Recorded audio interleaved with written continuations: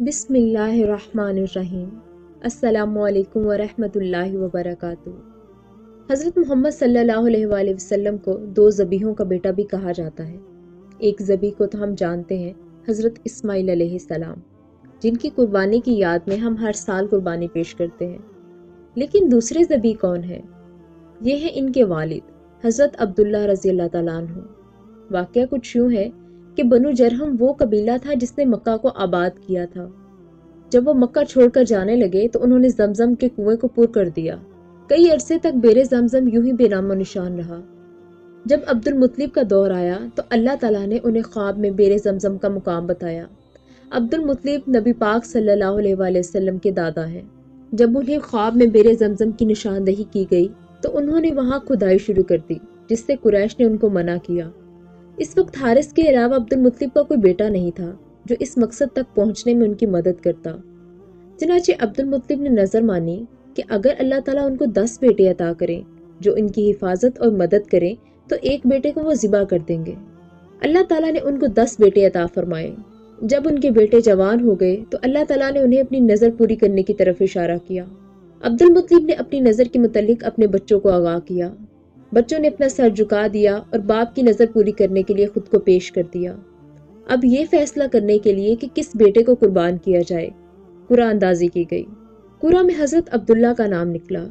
حضرت عبداللہ رضی اللہ تعالیٰ عنہ عبد المطلب کے سب سے چھوٹے، سب سے خوبصورت اور لاڈلے بیٹے تھے۔ نبی پاک صلی اللہ علیہ وآلہ وسلم کا نور نبوت بھی ان کی پیشانی پر چمکتا تھا، جو ان کو مزید پرکشش بناتا تھا۔ مگر چونکہ قرآن میں انہی کا نام نکلا تھا، چنانچہ عبد المطلب انہیں لے کر چل پڑے۔ ابھی انہوں نے عبداللہ کو ذبح کرنے کا ارادہ ہی کیا تھا کہ قریش نے ان کو روک دیا اور مشورہ دیا کہ وہ اس مسئلے کے متعلق کسی سے دریافت کر لیں۔ ہو سکتا ہے کوئی ایسا حل مل جائے جسے آپ کے بیٹے کے فدیے کے طور پر پیش کیا جا سکے، جس سے آپ کا رب راضی ہو جائے۔ چنانچہ وہ اس مسئلے کا حل دریافت کرنے کے لیے ایک عرافہ کے پاس گئے۔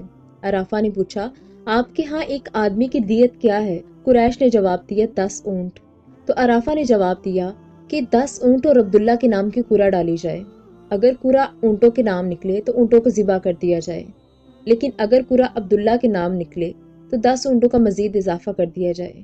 پھر 20 اونٹوں اور عبداللہ کے نام کی قرعہ ڈالی جائے۔ اگر قرعہ عبداللہ کے نام نکلے تو مزید 10 اونٹ بڑھا دیے جائیں۔ اس طرح جب تک عبداللہ کے نام کی قرعہ نکلتی رہے 10 اونٹ بڑھاتے رہیں، یہاں تک کہ قرعہ اونٹوں کے نام نکلے۔ اس طرح سے آپ کا رب راضی ہو جائے گا اور آپ کے بیٹے کی جان بچ جائے گی۔ عبد المطلب مطمئن ہو گئے اور واپس آ گئے۔ قریش کعبہ میں جمع ہو گئے۔ اونٹوں اور قرعہ انداز کو لایا گیا۔ 10 اونٹ اور عبداللہ کے نام کی قرعہ ڈالی گئی تو قرعہ میں عبداللہ کا نام نکلا۔ اس نے 10 اونٹ مزید بڑھا دیے۔ 20 اونٹ اور عبداللہ کے نام کی قرعہ ڈالی گئی، پھر بھی عبداللہ کا نام نکلا۔ اس طرح سے 30، 40 یہاں تک کہ اونٹوں کی تعداد 90 ہو گئی۔ مکہ والے پریشان ہو گئے کہ آخر یہ معاملہ کہاں جا کر رکے گا۔ پھر 90 اونٹ اور عبداللہ کے نام کی قرعہ ڈالی گئی، پھر بھی قرعہ عبداللہ کے نام ہی نکلی۔ جب 100 اونٹ اور عبداللہ کے نام کی قرعہ ڈالی گئی تو قرعہ اونٹوں کے نام نکلی۔ مکہ والے خوش ہو گئے اور انہوں نے عبد المطلب کو مبارکباد دی کہ آپ کے رب کی رضا مکمل ہو چکی ہے اور آپ کے بیٹے کو اللہ تعالیٰ نے نجات دی ہے۔ مگر عبد المطلب نے کہا کہ قرعہ انداز 3 مرتبہ مزید قرعہ ڈالے۔ اس نے ایسا ہی کیا اور ہر دفعہ اونٹوں کا ہی نام نکلا۔ تب جا کر عبد المطلب راضی ہوئے۔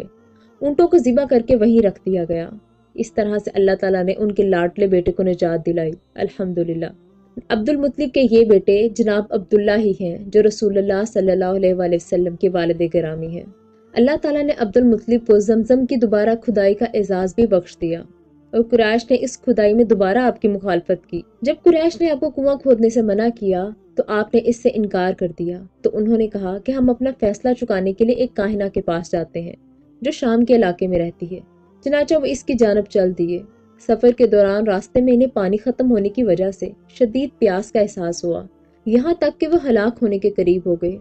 مگر دیکھتے ہی دیکھتے عبد المطلب کی اونٹنی کے پاؤں کے نیچے سے ایک چشمہ جاری ہو گیا۔ قریش نے خود بھی پانی پیا اور اپنے جانوروں کو بھی پلایا۔ چنانچہ انہوں نے عبد المطلب کے سامنے سر تسلیم خم کر دیا اور اس بات پر راضی ہو گئے کہ زمزم کا کنواں تنہا عبد المطلب ہی کھودیں گے اور اہل مکہ میں سے کوئی دوسرا ان کے ساتھ شریک نہیں ہوگا۔